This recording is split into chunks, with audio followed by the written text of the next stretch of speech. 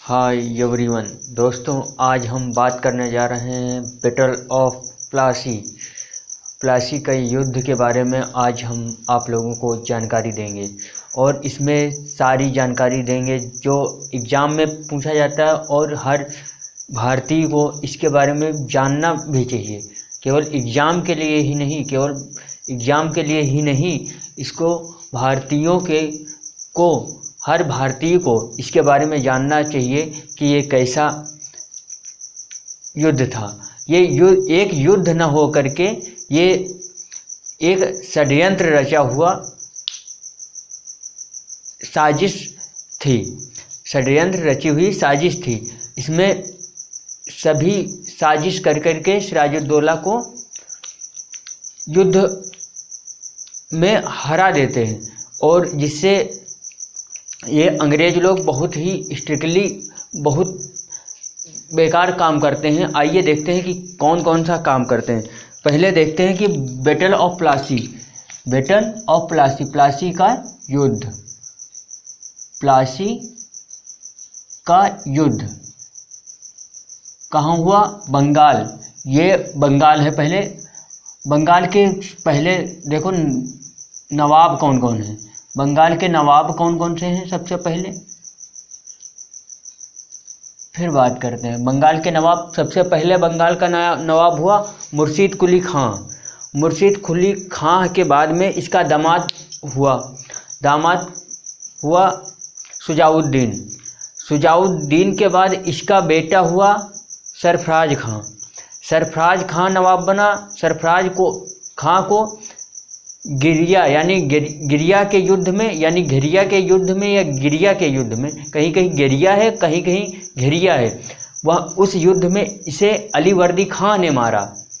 सरफराज खां को अलीवर्दी खां ने मारा 1740 ईस्वी में। 1740 ईस्वी में इसे मारा। ठीक, 1740 ईस्वी में सरफराज खां को अलीवर्दी खां ने मारा और अलीवर्दी खां बंगाल का नवाब बन गया। जब बंगाल का ये नवाब बना, आइए देखते हैं कौन कौन से नवाब बने। सबसे पहले है मुर्शीद कुली खां। मुर्शीद कुली खां, ये फर्रुखसियर इसको बंगाल का नवाब घोषित करता है, मुर्शीद कुली खां को। ठीक, मुर्शीद कुली खां को बंगाल का नवाब घोषित करता है। इसके बाद में इसका दामाद आता है। इसका दामाद कौन? शुजाउद्दीन आता है। शुजाउद्दीन के बाद इसका बेटा आता है। इसका बेटा कौन? सरफराज खां। ये मुर्शीद कुली खां सबसे पहले बना बंगाल का नवाब। फर्रुखसियर ने इसे बंगाल का नवाब घोषित किया। फिर इसका दामाद बना शुजाउद्दीन का बेटा बना सरफराज खां। इसे मारा घिरिया के युद्ध में। गिरिया के युद्ध में अलीवर्दी खां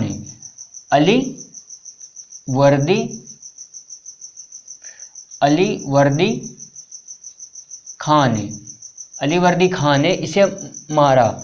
और जब इसे मारा तो वो बंगाल का नवाब बना। अलीवर्दी खां बंगाल का नवाब बना। जब बंगाल का नवाब बना तो इसके तीन बेटी थी।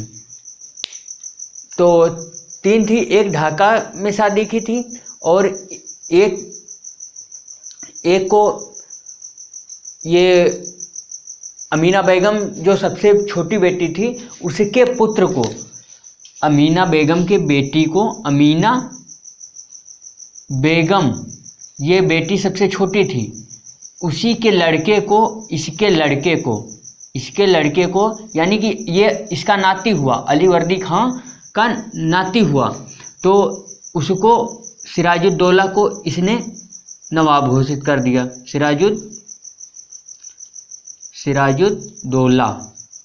सिराजुद्दौला को इसने नवाब घोषित किया क्योंकि इसके कोई संतान नहीं थी, केवल तीन बेटी थी। उसमें इसने सिराजुद्दौला को नवाब घोषित कर दिया। जब इसे सिराजुद्दौला को नवाब घोषित कर दिया तो इसकी मौसी थी घसीटी बेगम, घसीटी बेगम इसकी मौसी थी। तो घसीटी बेगम और शौकत जंग, शौकत जंग, कहीं कहीं शौकत गंज लिखा हुआ है और कहीं कहीं शौकत जंग लिखा हुआ है। तो शौकत जंग, और ये पूर्णिया का नवाब है, शौकतगंज पूर्णिया का नवाब है। घसीटी बेगम इसकी मौसी है। घसीटी कौन है? घसीटी बेगम इसकी मौसी है। और ये लड़का किसका? अमीना बेगम का है, सबसे छोटी बहन है। तो वो सबसे छोटी बहन के लड़के को सिराजुद्दौला को नवाब घोषित कर देता है बंगाल का। जब बंगाल का इसने नवाब घोषित कर दिया तो ये घसीटी बेगम और शौकत जंग ये लोग जलने लगे। जब इससे जलने लगे तो इसके प्रति षड्यंत्र रचने लगे। कौन कौन षड्यंत्र रच रहा था? घसीटी बेगम और शौकत जंग और अंग्रेज अधिकारी थे। ये तीनों ने मिलकर के इसके प्रति षड्यंत्र रचा। किसके? षड्यंत्र रचने लगे। और जब षड्यंत्र रचने लगे तो इसमें इसको बहुत ही दिक्कत का सामना करना पड़ा, क्योंकि इसके अपने ही, अब आपको लोगों को बता दें कि खबर हो या कबर खोदते अपने ही हैं, खबर हो या कबर खोदते अपने ही हैं। इसी के लिए इसका भी षड्यंत्र रचने में इसकी मौसी और पूर्णिया का शासक शौकत जंग ये सब इसके खिलाफ षड्यंत्र रच रहे थे। और इसमें इसके प्रति और कौन थे? राय दुर्लभ था, राय दुर्लभ और सेठ अमीचंद बंगाल का सेठ था अमीचंद। ये सब इसके प्रति बहुत ही स्ट्रिक्टली षड्यंत्र रचते हैं और विधिवत तरीके से रचते हैं। तो जब ये षड्यंत्र रचते हैं तो ये अंग्रेज इन लोगों से मिल जाता है, राय दुर्लभ और सेठ अमीचंद और शौकत जंग इन सब से मिल जाता है। जब मिलता है तो और ये हो रहा था, एक सप्तवर्षीय युद्ध हो रहा था 1756 में। ये युद्ध भी हुआ सप्तवर्षीय, यूरोप में युद्ध हो रहा था सप्तवर्षीय, यूरोप में युद्ध हो रहा था सप्तवर्षीय युद्ध हो रहा था। तो सप्तवर्षीय जब युद्ध हो रहा था 1756 में हो रहा था, तो उसी के डर से फ्रांसीसी और अंग्रेज दोनों क्या कर रहे हैं? दोनों किलेबंदी शुरू कर दे रहे हैं। क्या कर दे रहे हैं? किलेबंदी शुरू कर दे रहे हैं। किलेबंदी में क्या कर रहे हैं? किलेबंदी में फ्रांसीसी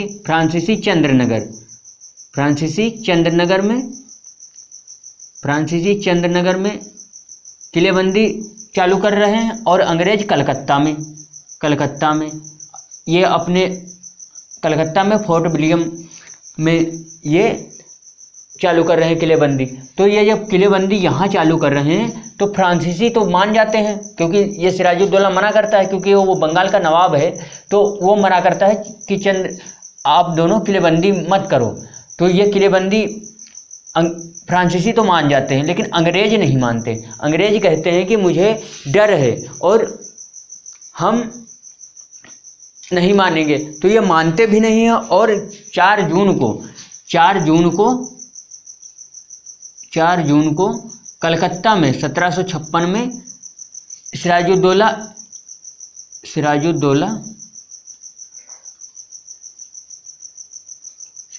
क्या करता है? सिराजुद्दौला जाकर के कासिम बाजार में हमला कर देता है इन पे। जब हमला कर देता है तो इनको हरा देता है। और इनको जब हरा देता है इन्हें अंग्रेजों को हरा देता है तो इन्हें भगा देता है वहाँ से। तो ये कहाँ रुकते हैं? फुल्टा द्वीप पे जाकर के रुकते हैं। कहाँ पे? फुल्टा द्वीप पे। बात करते हैं कहाँ पे रुकते हैं, तो फुल्टा द्वीप पे रुकते हैं जाकर के। जब फुल्टा द्वीप पे रुकते हैं तो ये वहाँ से फिर सोचते हैं कि हम आए यहाँ। तो इनका तो ये कैसे आए? तो इनका मानना होता है कि इनके प्रति कोई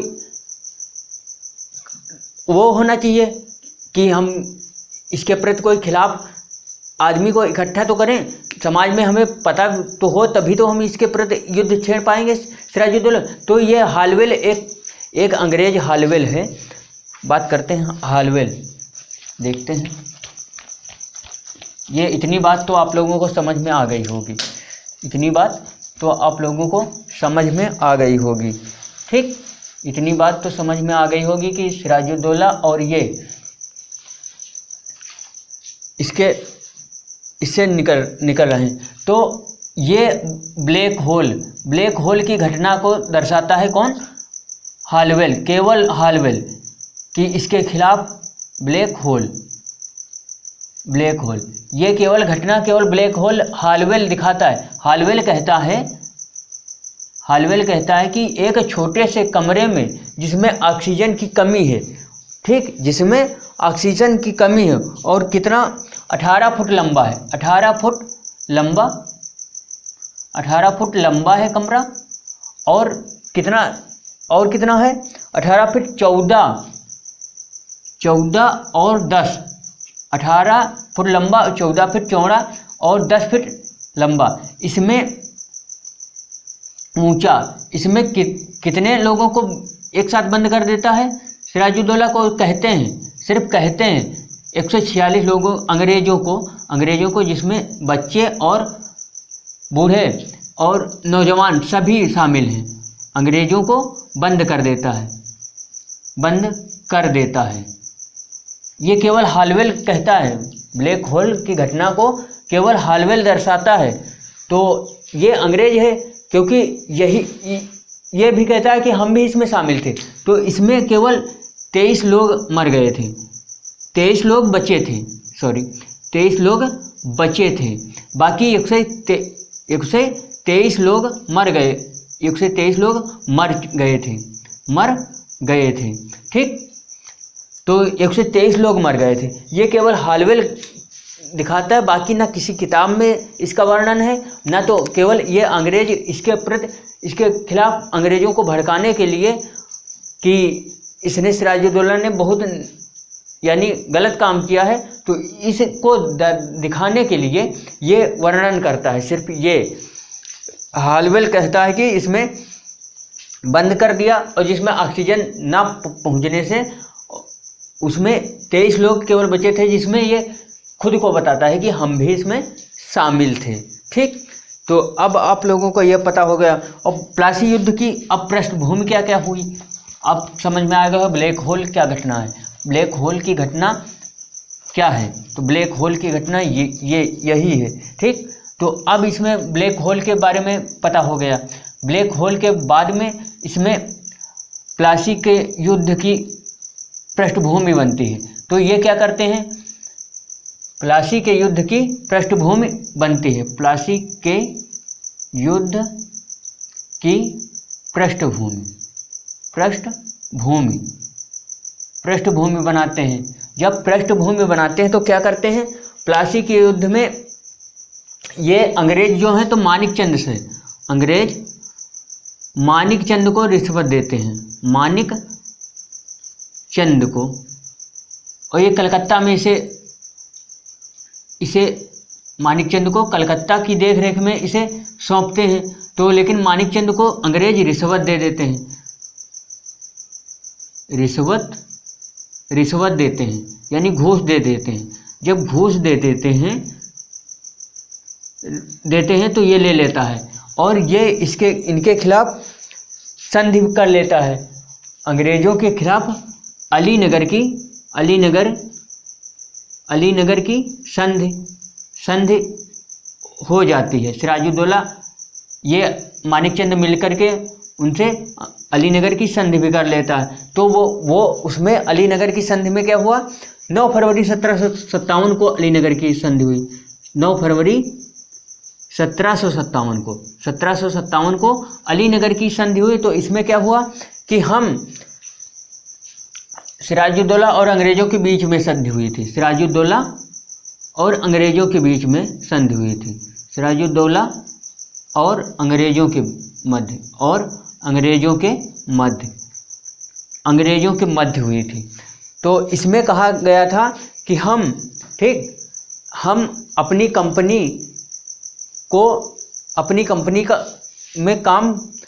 कंपनी को स्थलों को दुर्गीकृत करने का, यानी ये अंग्रेज कह रहे हैं कि हम अपनी कंपनी के बचाव के लिए दुर्गीकृत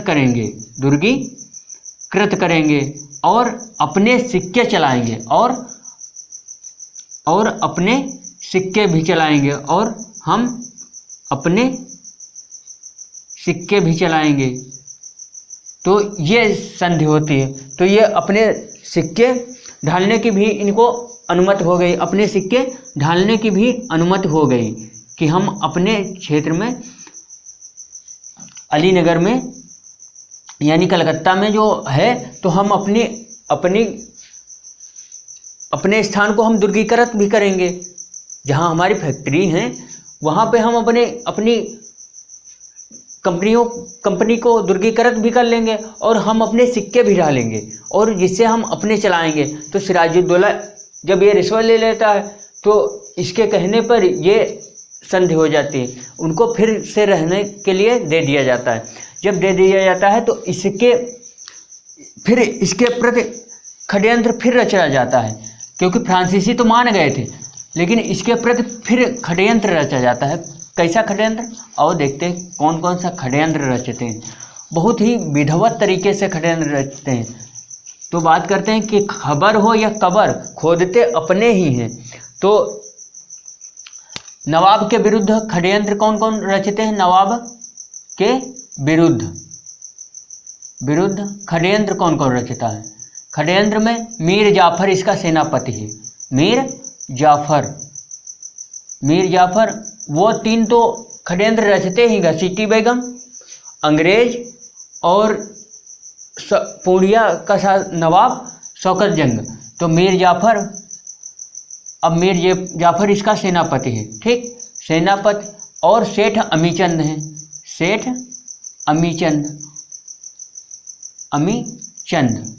अमीचंद और सेठ अमीचंद के बाद में कौन सा है, कौन कौन षड्यंत्र? राय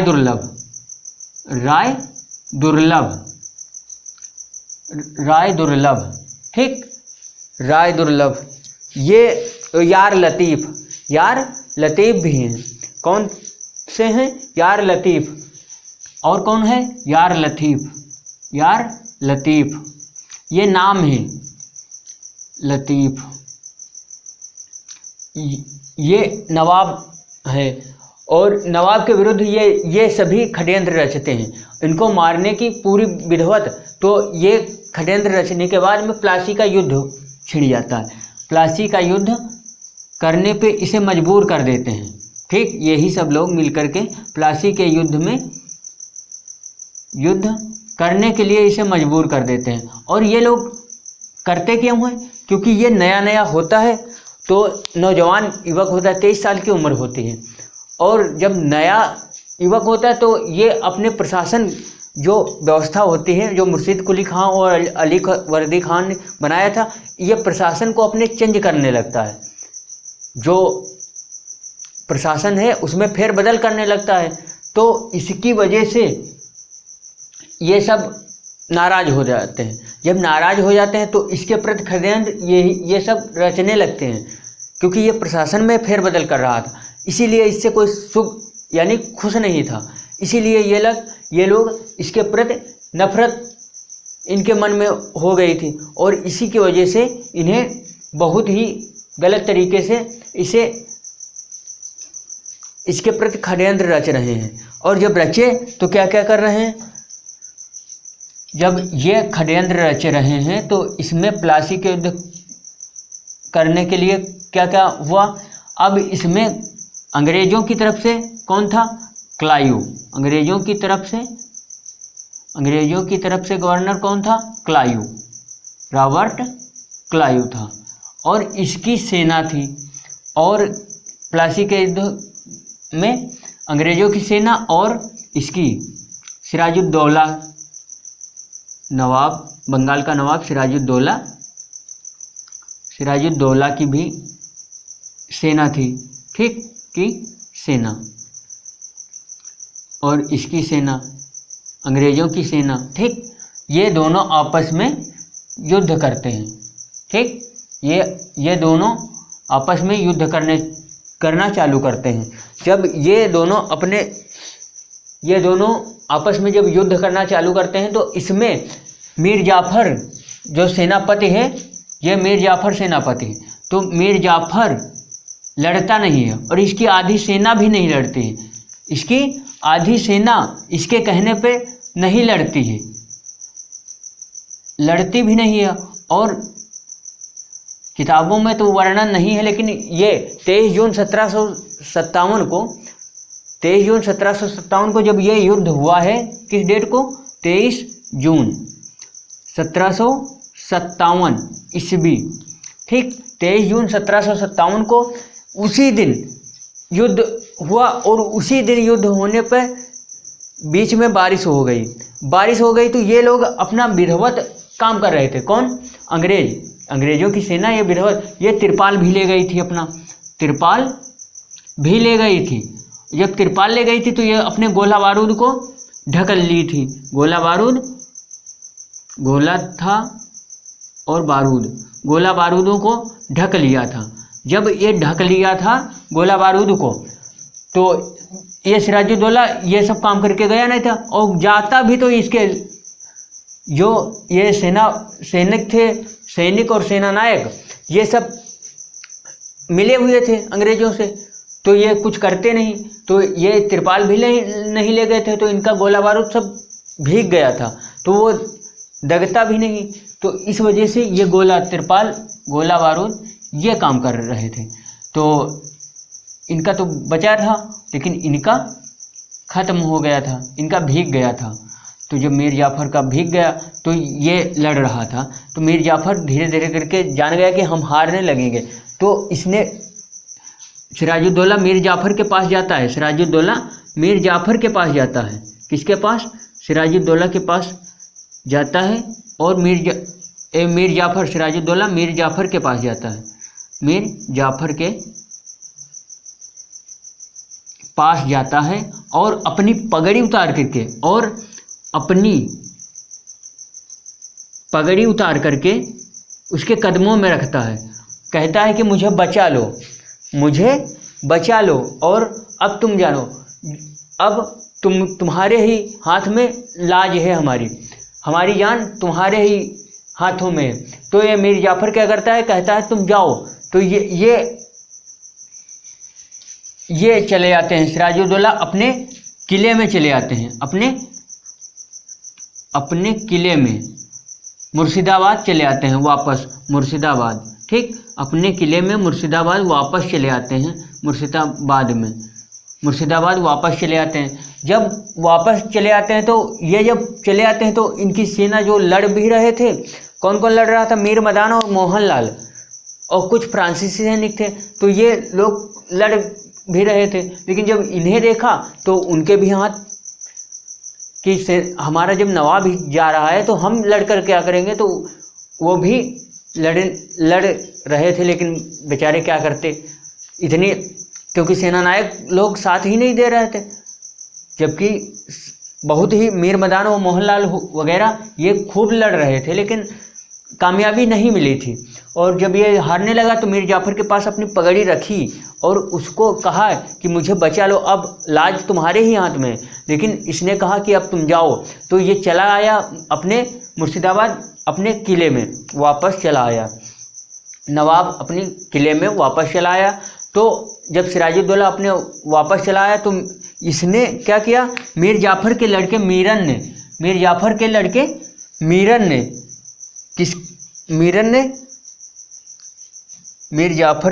मीरन ने, ठीक, इसका कत्ल करवा दिया। मीरन ने मोहम्मद बेग के, मीरन के कहने पर मीर जाफ़र का लड़का कौन? मीर जाफ़र का लड़का था, ठीक, मीर जाफ़र का लड़का मीरन था। मीरन ने किससे कहा? मोहम्मद बैग से। मोहम्मद बैग, मोहम्मद बैग से, ठीक, मोहम्मद बैग से कहा। तो मोहम्मद बैग ने इसकी हत्या कर दी, इसकी हत्या कर दी। बेचारा ये मारा गया, सिराजुद्दौला इसी युद्ध में मारा गया, जबकि ये बहुत ही स्ट्रिक्टली था। तो ये जोश में भी था, और जवानी का जोश तो होता ही है, कुछ ऐसा ही है। तो ये आया तो प्रशासन में फेरबदल किया, जिससे इसकी मौसी तो इसको नवाब बनाने पे नाराज़ हुई। शौकत जंग इसका भाई था, मौसी का लड़का पूर्णिया का शासक था, ठीक, पूर्णिया का नवाब था। तो इस वजह से मोहम्मद बैग ने इसकी हत्या कर दी। मीर जाफ़र का लड़का था मीरन के कहने पर मोहम्मद बैग ने इसकी हत्या कर दी थी। और जब हत्या कर दी तो मीर जाफ़र को शासक बनाया गया। तो मीर जाफ़र को कहाँ का? बंगाल का नवाब घोषित कर दिया गया। जब वो मर गया तो बंगाल का नवाब घोषित कर दिया गया। तो ये जब नवाब बना तो अंग्रेज़ों को बहुत कुछ दान दे दिया। कितना दान? पता नहीं कितना दान दे दिया। 24 परगने का मालिक बना दिया और करोड़ों रुपए दान में दे दिए। जब ये दान में दे दिया, इसके बाद में अंग्रेज़ों का ये गुलाम समझो, अंग्रेज़ों का ये गुलाम बन गया, अंग्रेज़ों का ये गुलाम बन गया। मीर जाफ़र अंग्रेज़ों का ये गुलाम बन गया। कैसे? आओ देखते हैं कि अंग्रेज़ों का गुलाम कैसे बना।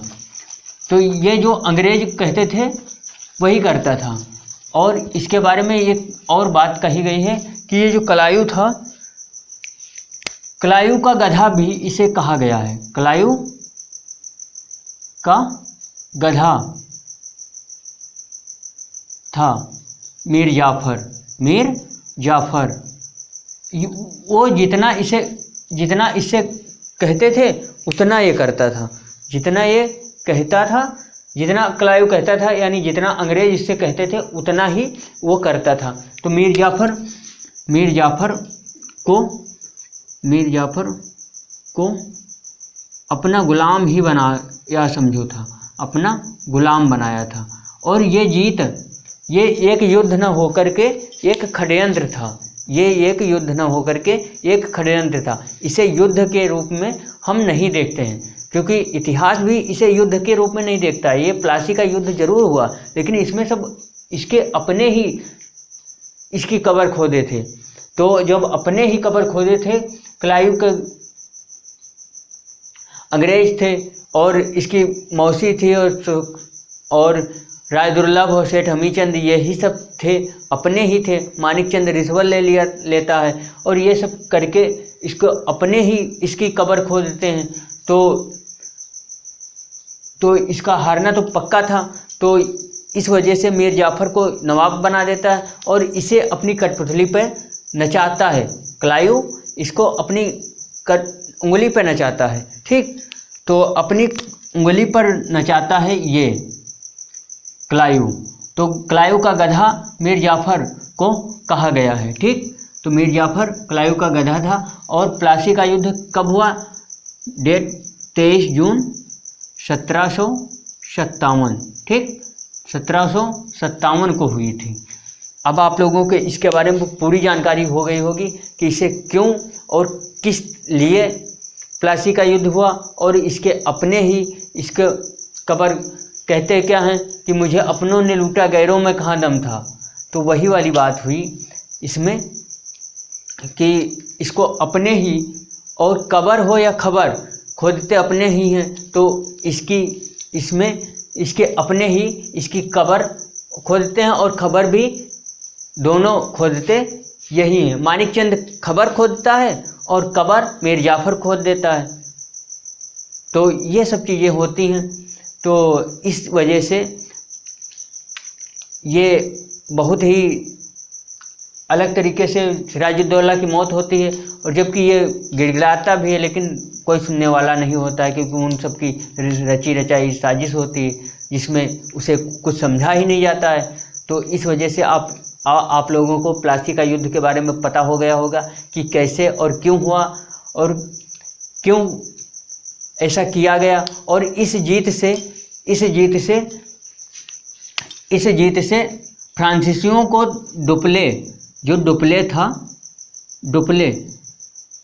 डुप्ले को तो यानी फ्रांसीसी जो था,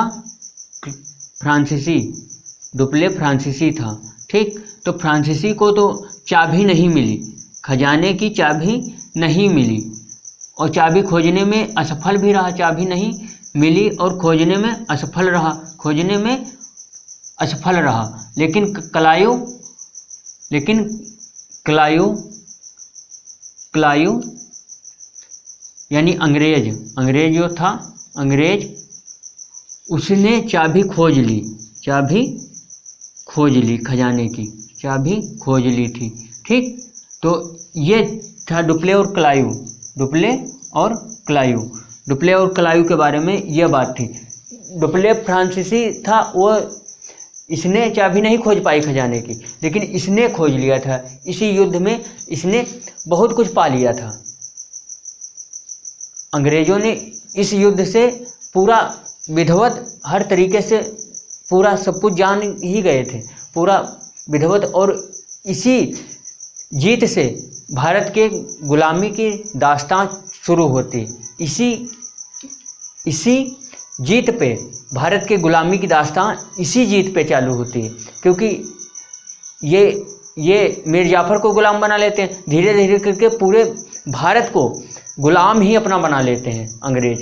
तो इस वजह से इस जीत से केवल शुरुआत होती है गुलामी की दास्तां की। आगे आगे देखते रहो कि इतिहास में क्या क्या होता है। अब बात करते हैं कि बक्सर का युद्ध क्या होता है, इलाहाबाद की संधि, और क्या होता है इलाहाबाद की संधि, और यही सब चीज़ के बारे में आगे पढ़ते हैं कि बक्सर का युद्ध कैसे हुआ। तो ये तो केवल चाबी मिली थी। और अब बात करते हैं कि ताला खुलेगा बक्सर का युद्ध में। चाबी ढूंढा है क्लाइव ने इसमें प्लासी के युद्ध में, ताला खुलेगा बक्सर के युद्ध में। और जब ताला खुल जाएगा तो गुलामी बहुत तगड़े से पनपेगी। तो इस तरीके से ऐसा काम किया गया, और ये अंग्रेज गुलाम बनाते गए, धीरे धीरे करके पूरे भारत में अपना राज कायम कर लिया और गुलाम बना लिया। तो ये पहला गेट था प्लासी का युद्ध, जिसमें गुलामी की दास्तां शुरू हुई थी, और भारत की गुलामी की दास्तां इसी युद्ध से शुरू हुई। अब आप लोगों को पता हो गया होगा, और अब इसके बारे में कोई भी क्वेश्चन बनेगा तो बना लोगे। लगभग तो हमें लगता है कि बिल्कुल चाहे जहाँ से भी क्वेश्चन आ जाए बना लोगे, और इसके बारे में जानकारी भी सभी को हो गई होगी। और इसी बात पे आप लोगों को धन्यवाद, थैंक यू।